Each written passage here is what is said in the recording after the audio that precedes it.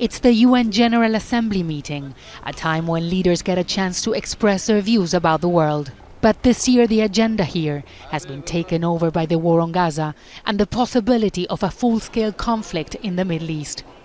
French President Emmanuel Macron says Israel's war on Gaza has gone for too long and that a war in Lebanon is unacceptable.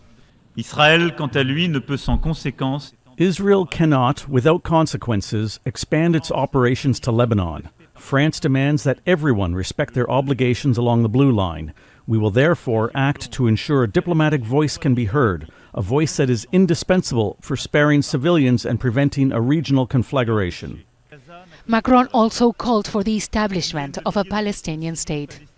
France is considered to be a close Israel ally. However, like many other countries in the Security Council, it's become critical of Israel's actions in the Middle East, the humanitarian crisis in Gaza, and the thousands of innocent civilians that have been killed. Ukraine's President Volodymyr Zelenskyy arrived to the United Nations to try to keep his country's fight against a Russian invasion on the international agenda.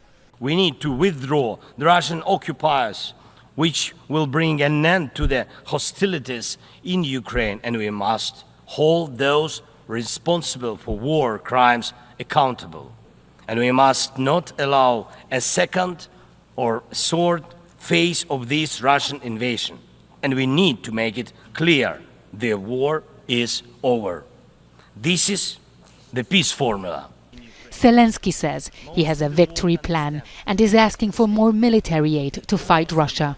But for now, the possibility of a regional conflict in the Middle East is what has everyone concerned here, even though for now, the UN, the US and the international community have failed to convince Israel to end the war. Teresa, Al Jazeera, the United Nations. Make sure to subscribe to our channel to get the latest news from Al Jazeera.